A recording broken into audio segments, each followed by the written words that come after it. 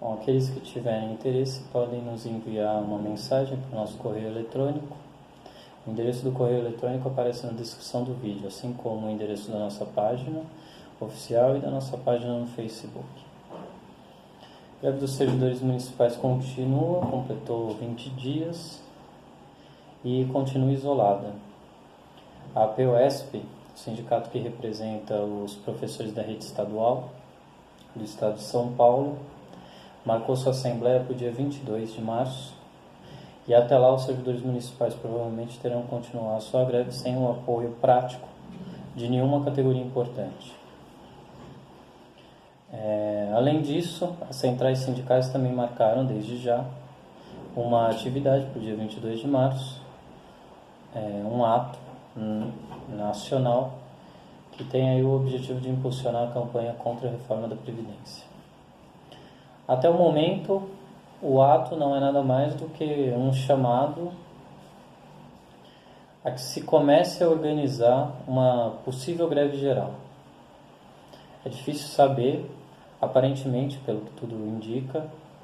pela pouca movimentação que há nos sindicatos, será um chamado não a uma paralisação nacional, mas um chamado a que as direções das categorias participem de um ato unificado, provavelmente na Praça da Sé ou na Avenida Paulista. Em outros estados é possível que se replique essa iniciativa, e o apelo que isso tem a quem trabalha, a quem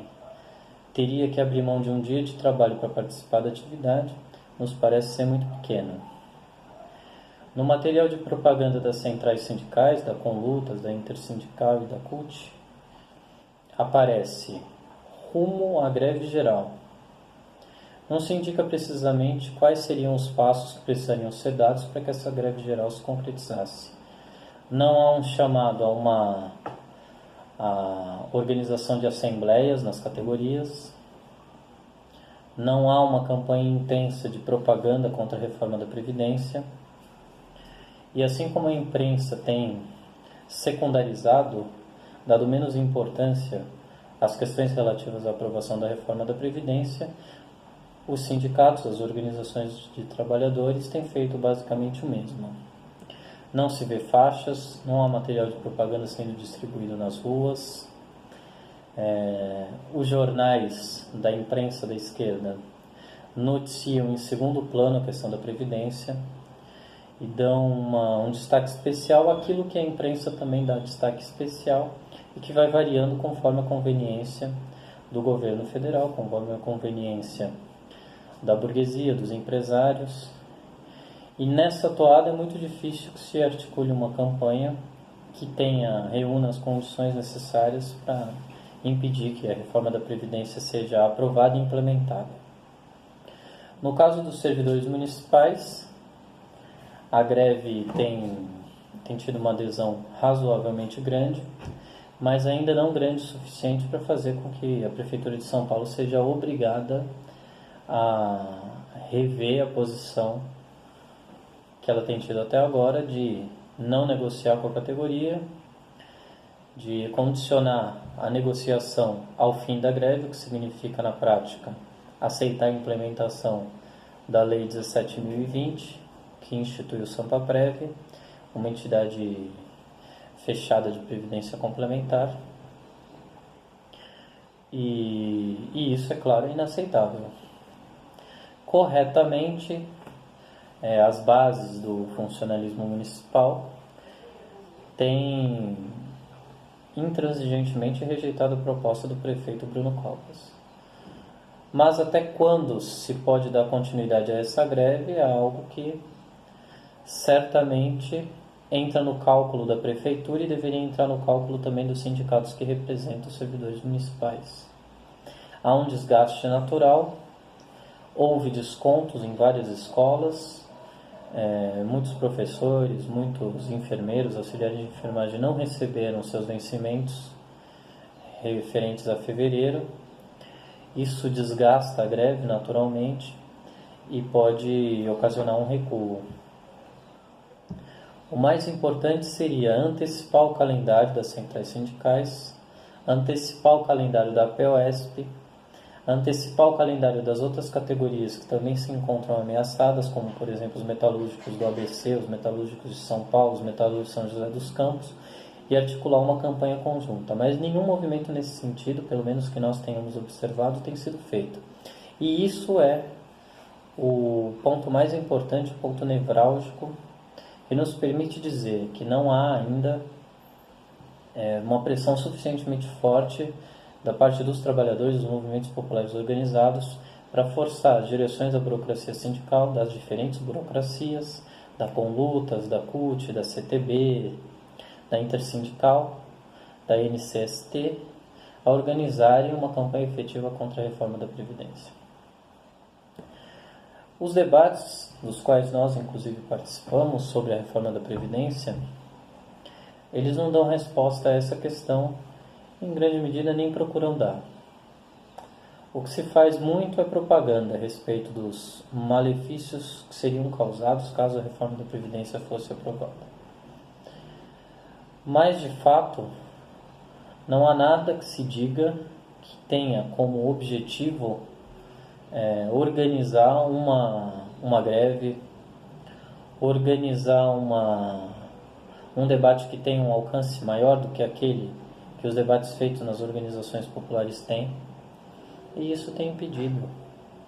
que muitos se agrupem em torno de um movimento unificado que permita, primeiro, que se faça pressão dentro dos sindicatos e dentro das organizações populares para priorizar o assunto da reforma da Previdência e a campanha contra a reforma da Previdência. Em segundo lugar, que permita que esses movimentos isolados se articulem a um movimento maior, que criem uma ampla coalizão que inclua certamente neste momento os servidores municipais e num próximo momento os professores da rede estadual de ensino e outras categorias, que permitem inclusive que os trabalhadores da Forte, que têm sido ameaçada de fechamento, possam ocupar a fábrica e tenham o respaldo de uma organização ampla, de um movimento amplo, do qual participem a juventude, do qual participem os estudantes das universidades, dos quais participem os secundaristas, dos quais participem os trabalhadores, não só sindicalistas, não só servidores municipais, mas de outras categorias afins.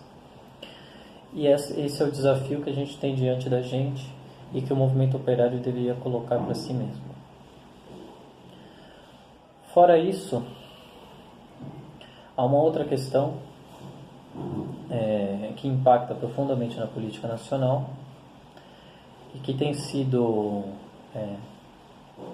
nos últimos dias, também escanteada, que é a questão da Venezuela e da invasão iminente ao território venezuelano pelos exércitos dos Estados Unidos e da Colômbia. Se havia muita desconfiança com relação ao papel que as Forças Armadas venezuelanas desempenhariam, se elas defenderiam ou não o governo Maduro, se haveria deserções em massa dentro do corpo das Forças Armadas, e se isso prejudicava, inclusive, fazia com que muitos não tomassem partido em apoio ao governo venezuelano e à soberania da Venezuela, hoje em dia parece que o efeito oposto se dá. O fato de não se ter conseguido até agora minar a base de sustentação do governo tem feito com que muitos setores imaginem que a manutenção do governo já está assegurada, o que também é bastante perigoso, especialmente no momento em que a crise internacional se torna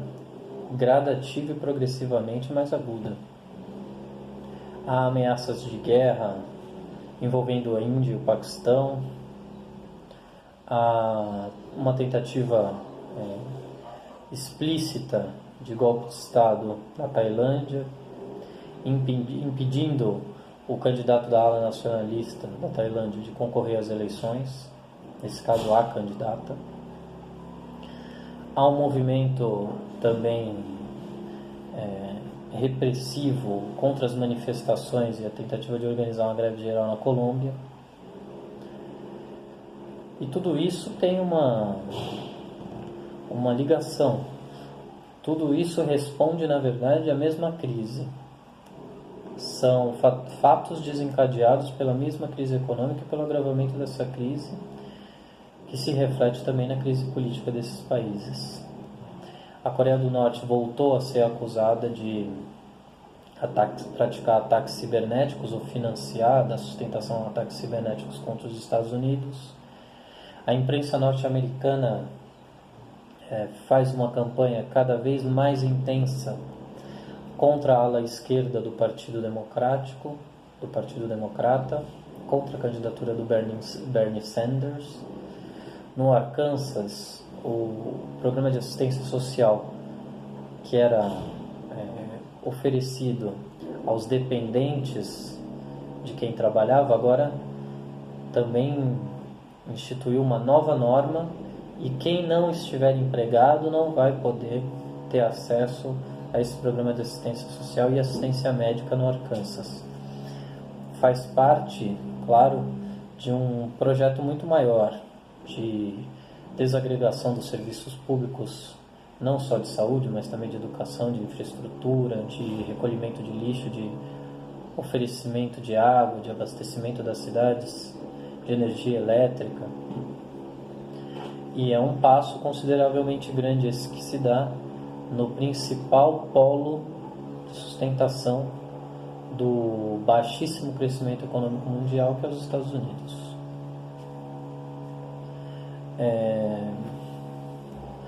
Nós tínhamos organizado na Universidade de São Paulo, onde o núcleo anarquista atua predominantemente, algumas atividades conjuntamente com estudantes de diferentes cursos da universidade para tratar do assunto da reforma da Previdência. E a gente quer dar, claro, continuidade à organização desses eventos, mas mais do que isso, seria importante, seria essencial que se organizasse desde já assembleias das categorias envolvidas, que pudesse dar uma direção prática para a organização dessas atividades e também para a organização de um movimento que tenha como objetivo impedir a aprovação da reforma da Previdência. A Assembleia de Estudantes foi protelada, foi protraída, não foi convocada ainda pelo Diretório Central dos Estudantes. O sindicato, às voltas com a organização de um congresso de trabalhadores, também não deu nenhuma resposta prática com relação ao assunto, e as universidades continuam a ser ameaçadas tanto pelo governo do Estado quanto pelo Ministério da Educação, quanto pelas entidades que regulamentam a educação, não só o ensino superior, mas que tem continuamente feito um movimento no sentido de reduzir o alcance da gratuidade nos estabelecimentos públicos de ensino, diminuir a autonomia dos estudantes dentro das universidades e dentro das escolas, entanto impedir que debates políticos sejam organizados nesses ambientes, e os estudantes, em função disso, não só os estudantes, também os funcionários, os professores, estão impedidos de discutir política e de atuar naqueles assuntos que dizem respeito diretamente à organização do seu trabalho, à sua remuneração, à organização da sua previdência, a saber quantas vagas serão oferecidas no ensino superior, no ensino médio, no ensino fundamental, etc, etc, etc. O ministro da Educação, participando de uma audiência pública, fez declarações reveladoras a respeito daquele que seria talvez o projeto imediato do governo federal para as universidades, que é o aumento da proporção de alunos para professores. Segundo ele, haveria uma margem ainda bastante grande para que se aumentasse essa proporção. E, concomitantemente, já se estuda a implementação de novos programas de demissão voluntária que poderiam afetar as universidades estaduais paulistas, as universidades federais, as poucas universidades municipais que ainda restam, e desmantelar especificamente aqueles cursos que são os cursos que menos interessa a esse governo preservar. Os cursos relacionados ao pensamento crítico, sociologia, história, geografia, até mesmo letras, em favor de outros cursos que possam servir, inclusive, para financiar as atividades dessas universidades, dessas instituições de ensino. Um outro caso que chamou a atenção diz respeito ao primeiro-ministro canadense. Ele foi acusado por uma ex-ministra e procuradora-geral de tê-la pressionado a arquivar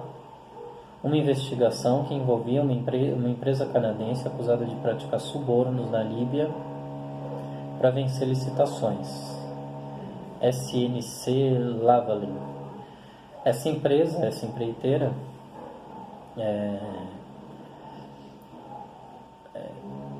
representa em certa medida os interesses do Canadá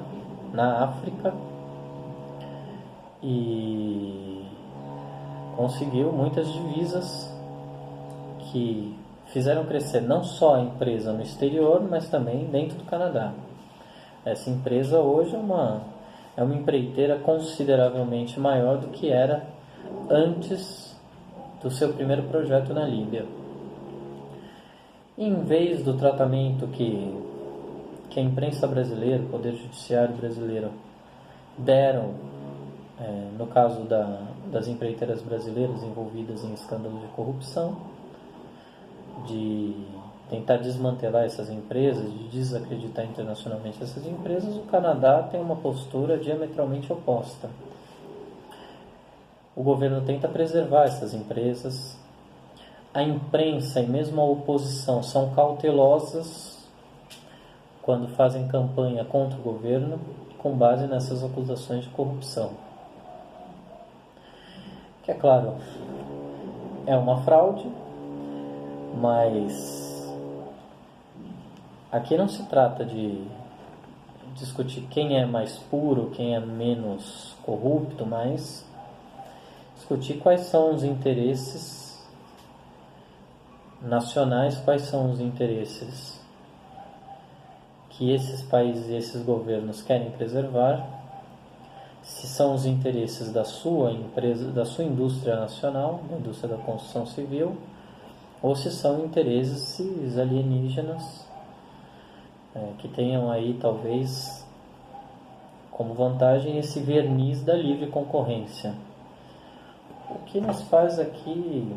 meditar sobre um assunto sobre o qual nós já havíamos meditado várias vezes, que é qual é o princípio de uma organização popular que poderia levá-la a preferir o mercado, as regulações do mercado, que também nada tem de livre, que são todas desenhadas para beneficiar os grandes conglomerados capitalistas, e a questão da corrupção, ou seja, do descumprimento desse regramento. Se nós deveríamos tomar partido em defesa de um e não de outro. Na verdade, o que nós consideramos como corrupção é o desvio de verbas de quem produz a riqueza do trabalhador para quem não produz a riqueza, para os possuidores do capital, que alocam seus recursos conforme os seus próprios interesses e não os interesses da maioria da população. Essa, para nós, é a questão que nós chamaríamos muito mais apropriadamente de corrupção do que propriamente um regramento comercial qualquer, um relacionamento mais ou menos próximo que se tenha com as autoridades. Até porque nós partimos do pressuposto de que no capitalismo todas as relações comerciais tem aí como objetivo beneficiar um grupo de pessoas, sem que isso tenha qualquer relação com o bem-estar da população ou o que quer que o valha. Na verdade, a questão da corrupção, ela tem servido muito bem não para debelar a corrupção, como no caso brasileiro, como no caso equatoriano, mas para garantir que os governos que não estejam alinhados com os interesses, pelo menos não estejam totalmente alinhados com os interesses das grandes corporações capitalistas, sejam substituídos por outros governos que estejam mais alinhados. Um daqueles que se diz aqui no Brasil representante direto dos interesses do mercado financeiro foi eleito governador de Minas Gerais, Romeu Zema, do Partido Novo. E nesse carnaval ele já deu uma amostra do que é o liberalismo e a defesa do mercado na prática. Ele tentou impedir manifestações políticas durante o carnaval. Tentou impedir que um bloco pudesse desfilar sem que ele assumisse o compromisso de não mencionar o presidente da República, de não dirigir a ele nenhuma crítica. O que, é claro, é um ato de censura, e é um ato de censura escancarado, que não dá margem a dúvidas, que não nos permitiria dizer que é um ato particular, um ato que tem uma implicação relacionada exclusivamente a determinada atividade e levando em conta, inclusive, que essa atividade poderia ser, por qualquer razão que fosse, condenável. Não, nesse caso não. É um bloco carnavalesco, não é uma organização política, não é uma entidade política, nem está sob controle de uma entidade política,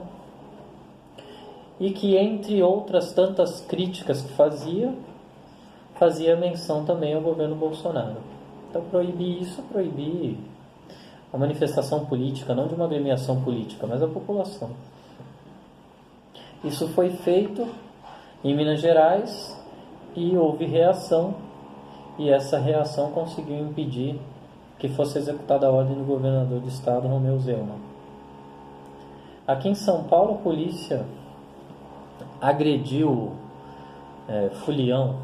em bloco de carnaval, fez o diabo, criou uma série de dificuldades para que esses blocos carnavalescos pudessem desfilar, criou uma legislação própria no ano passado e tem tentado responsabilizar os organizadores dos blocos por qualquer atividade ilícita que seja cometida durante a passagem dos foliões pelas ruas da cidade. O que, é claro, cria um constrangimento enorme para quem organiza esses blocos e torna muito mais difícil a sua organização. Porque também é uma demonstração, como nós já havíamos vistos nos eventos que o Brasil sediou na Copa do Mundo, nas Olimpíadas, e que agora tem sido reproduzido pelo atual governo. Naquela época ainda Michel Temer era o presidente da República, e quem fosse às arquibancadas dos eventos esportivos não podia levar cartazes. Se fizesse alguma manifestação política, era perseguido pela polícia. Em alguns casos, essas pessoas foram expulsas dos estádios, dos palcos dos eventos esportivos nos quais elas se manifestaram. E agora no Carnaval se tenta fazer basicamente a mesma coisa. E isso, é claro, que tem também o seu efeito negativo para o governo, né? Faz com que a população se torne ainda menos amistosa em relação ao governo do que já é. E o que nós vemos na rua é que o grau de amistosidade já é bastante baixo. A rejeição ao governo tem se tornado uma das marcas mais notadas desse carnaval. Bom, além desse caso canadense, que é um caso revelador para muitos daqueles que não acompanham a política internacional e que têm uma ideia de que o Brasil é um país particularmente corrupto, que teria desenvolvido um sistema político que fosse mais do que os outros, baseado na corrupção, na troca de favores, e que, na verdade, isso é uma prática habitual em todo o regime capitalista. É uma prática habitual, por exemplo, no Japão, nos Estados Unidos, na Inglaterra, países que vivem à volta com escândalos de corrupção. A Coreia do Sul, recentemente envolvida num escândalo que resultou na destituição da primeira-ministra sul-coreana, Park Geun-hye, e que agora enfrenta novamente uma situação desconfortável, depois de ter sediado aí os Jogos de Inverno,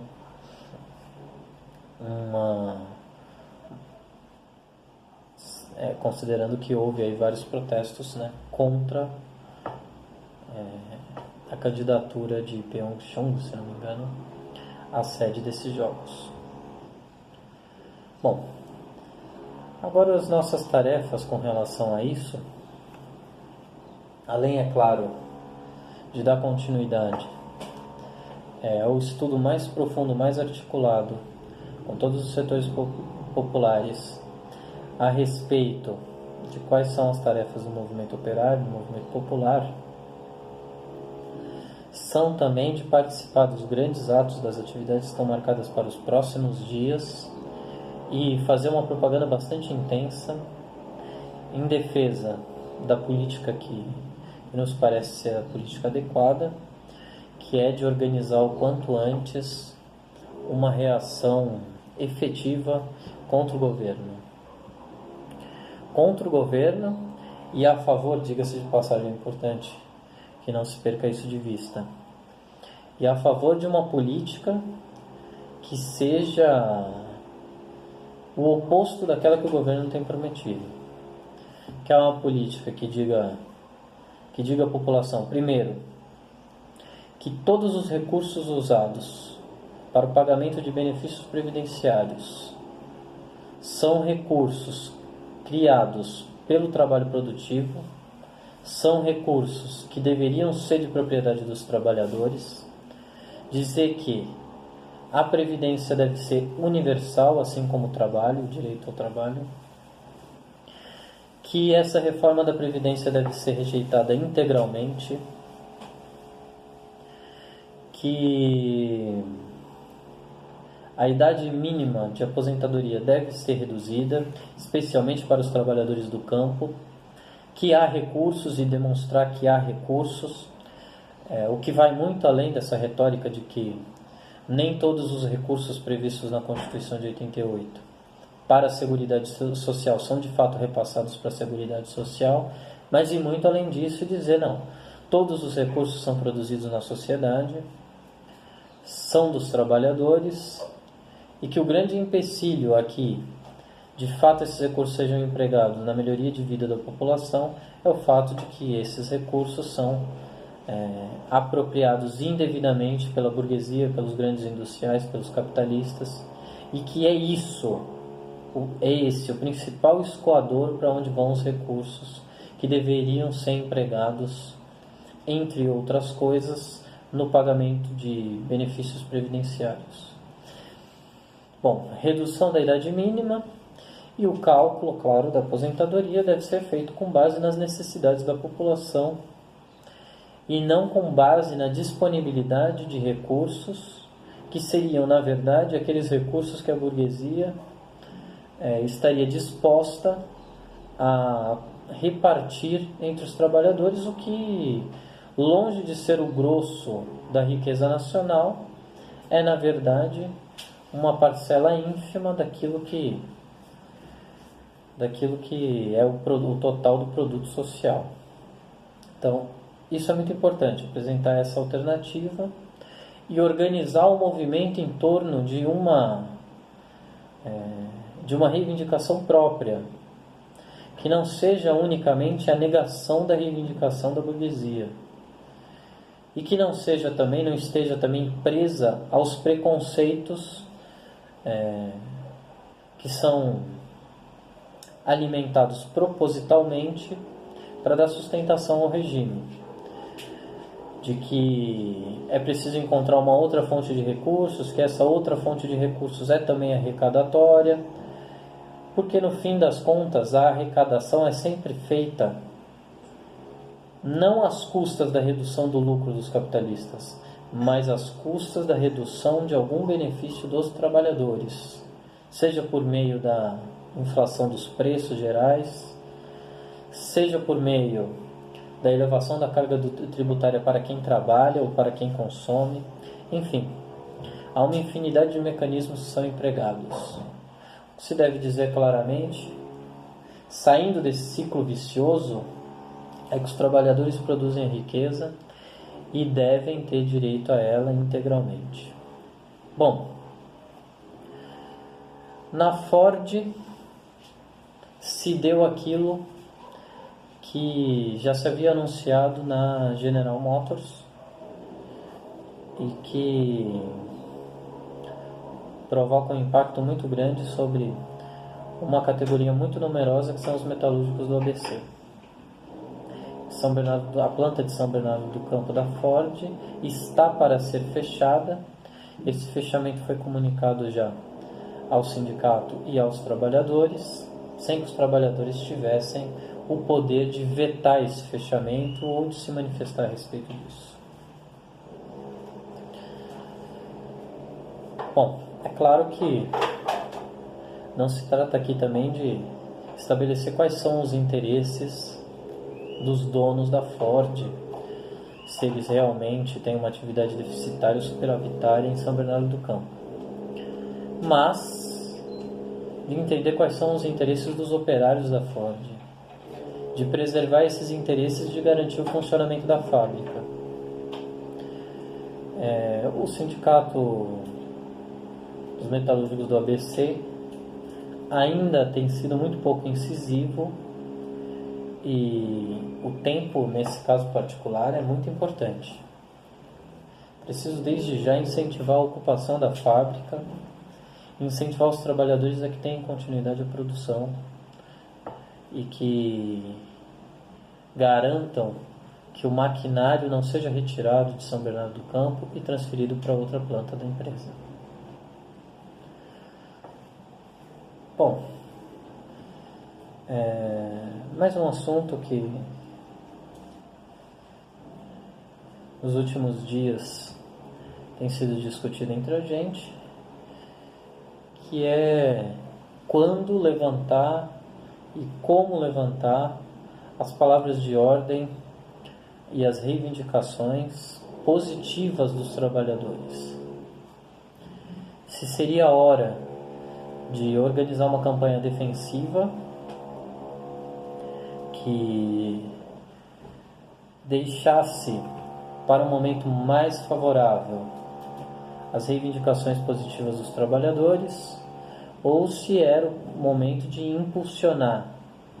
as palavras de ordem que dizem respeito à reestruturação do sistema de assalariamento, das relações de trabalho, da organização sindical. Consideramos essencial, não só agora, mas em todos os principais momentos, que a gente tente fundir as reivindicações positivas às reivindicações defensivas da maneira como for possível fazê-lo. No caso particular da Ford, praticamente não há como fazer uma defesa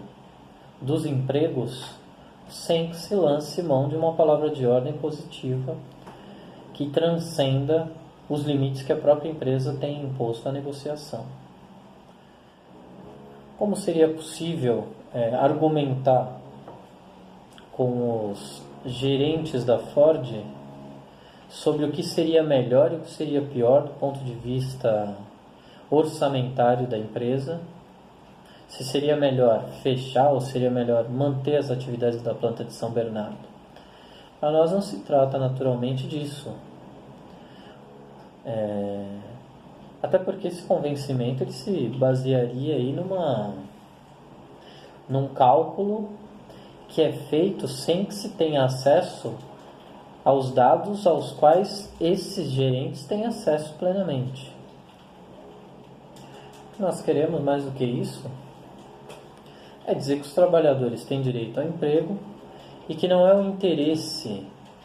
do empresário que deve prevalecer sobre o interesse do trabalhador. Então aí estão dadas as condições para que as duas campanhas, a campanha em defesa dos empregos e a defesa de uma reivindicação positiva, sejam feitas simultaneamente. No caso do Sampaprev e da greve dos servidores municipais, nós estamos diante de um caso muito semelhante. O governo, a Prefeitura de São Paulo, não tem o interesse de arcar com os custos da Previdência e tem sido pressionada, inclusive será mais pressionada agora pelo governo federal, que tem estudado, está em vias de implementação aí,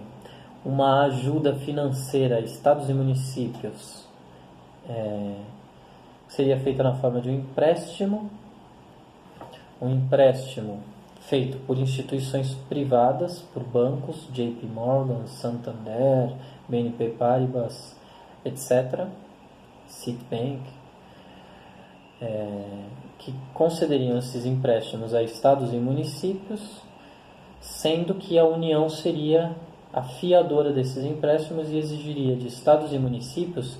que cumprissem uma série de procedimentos que serão ditados por elas, que dizem respeito à redução de gastos com assistência social, saúde, educação, pagamento do funcionalismo público, etc. Diante disso, é possível convencer a Prefeitura de que o melhor para ela é inviabilizar o Sampaprev, revogar a Lei 17.020? Claro que não é possível isso. Então, o que se deve demonstrar aí não é que os empresários se beneficiarão da revogação da lei, mas que os trabalhadores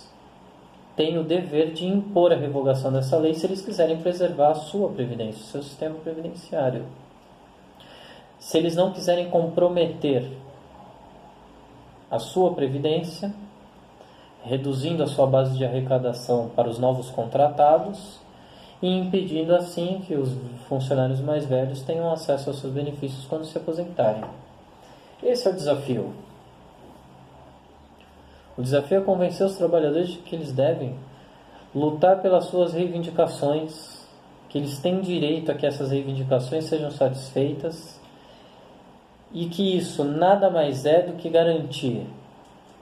que esses trabalhadores tenham acesso aos recursos que eles produziram. É disso que se trata. Nesse caso, não há uma diferenciação, uma disjuntiva entre reivindicações positivas e luta defensiva dos trabalhadores. Caso da reforma da Previdência. Se simplesmente se barrasse a reforma da Previdência, a aprovação do projeto de lei que foi encaminhado pelo Poder Executivo ao Congresso Nacional, isso não seria uma resposta satisfatória ao problema. O que adviria disso? O governo continuaria a alegar que não tem recurso para arcar com os benefícios de aposentadorias e pensões que são concedidas pelo regime geral de previdência social. Continuaria, muito provavelmente de maneira mais incisiva, não só com a propaganda, mas a descarregar o efeito prático dessa alegada insuficiência financeira sobre os potenciais beneficiários da Previdência Social. Então não se trata única e exclusivamente de barrar essa reforma da Previdência, mas de alterar a forma de financiamento da Previdência Social e de concessão de benefícios, de retirar, em última instância, do poder institucional o direito de definir como os recursos produzidos pelos trabalhadores serão distribuídos entre eles. Bom, uma última coisa, nós participamos recentemente de uma atividade que tinha como objetivo discutir o legado da Rosa Luxemburgo, e nós participamos com interesse da atividade e achamos bastante curioso que se tenha deixado de lado, ou praticamente se tenha deixado de lado nessa atividade, de mencionar o caráter da transformação social que a própria Rosa Luxemburgo defendia e que, num certo sentido, é o essencial da sua obra. É a conclusão, é a culminância do seu trabalho teórico, que é a defesa incondicional que a Rosa Luxemburgo fez, e fez sobretudo no momento em que se discutia se o caminho a ser seguido era a reforma ou a revolução. E ela fez a defesa intransigente do caminho revolucionário, da formação dos conselhos dos operários e soldados, contra a proposta de uma atividade parlamentar que tivesse como objetivo viabilizar a transição para o socialismo pelo que ela chamava de simples decisão majoritária parlamentar. O legado da Rosa Luxemburgo, que tenta resgatar justamente a experiência histórica das revoluções ocorridas antes do período em que ela viveu e antes de 1918,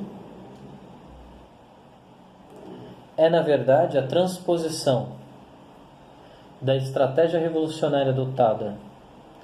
nos períodos precedentes para o proletariado revolucionário. Então ela reconhece na Revolução Francesa e na Revolução Inglesa o papel desempenhado pelo parlamento como um instrumento da luta de classes da burguesia, mas ela vai muito além disso e diz: esses parlamentos não foram suficientes para garantir que o poder fosse transferido da monarquia para a burguesia ascendente. Foi necessária a organização de um exército parlamentar especial, no caso inglês, que tivesse como finalidade bater os exércitos fiéis ao rei e impor, depois de 2 voltas, como ela dizia, a ditadura de Oliver Cromwell, que era a única capaz de assegurar a vitória da Revolução. E no caso francês, ela chega à mesma conclusão. A burguesia francesa foi obrigada a usar do mecanismo da força. Tudo isso para defender contra a proposta de integração do movimento operário no regime parlamentar burguês, a defesa da revolução e da ditadura do proletariado, que é, em última instância, a defesa de um outro mecanismo, de um mecanismo diferente daquele usado pela burguesia, que confere ao poder a círculos estreitos como o parlamento, e que transfere esse poder do parlamento, desses círculos estreitos, para as amplas massas, através da participação direta dos trabalhadores e dos setores, hoje marginalizados, nas instâncias de decisão a respeito de tudo que diga respeito à vida social, à vida econômica da população. E o proletariado armado é a polícia e é o exército, que defendem as conquistas dessa radical democratização a que se dá o nome de ditadura do proletariado. Bom, para nós isso é particularmente importante porque a isso se resume toda a estratégia política do conjunto do movimento operário e dos movimentos populares, de rejeitar os mecanismos que, sob o disfarce da democracia, servem para preservar os poderes na mão de uma parcela diminuta da sociedade, que tem acesso aos bens, aos recursos que são produzidos por essa sociedade e que impõe a essa sociedade um regramento que faz com que a maioria da população viva na miséria, ou viva obrigada a trabalhar 8, 10, 12 horas por dia, enquanto um número expressivo da população não trabalha, vive de renda, ou, o que é pior, está desempregado, marginalizado, sem acesso ao mais elementar para a garantia da sua subsistência. E essa estratégia tem que ser constantemente reafirmada se nós quisermos dar um rumo diferente para as questões gerais de políticas e econômicas, mas também para as questões particulares. É aquilo do que é exemplo o Brasil nos últimos tempos. Todas as conquistas particulares são conquistas frágeis, vulneráveis, porque estão todas elas subordinadas ao movimento geral da economia e da política capitalistas. Se não fosse assim, teria sido possível preservar as pequenas conquistas que foram obtidas nos últimos anos, apesar da recessão crescente, apesar do desmantelamento do Parque Industrial Nacional, o desmantelamento da Sete Brasil, da indústria naval brasileira, etc, etc, etc. Bom, então vamos terminar por aqui. A gente espera que atividades maiores sejam organizadas nesses próximos dias. Convidamos todos a que participem dos atos convocados para o Dia Mundial da Mulher. Vamos participar também das atividades que têm sido convocadas pelas centrais sindicais e, na medida do possível, vamos participar de todas as atividades que foram convocadas pelos servidores municipais de São Paulo que estão em greve.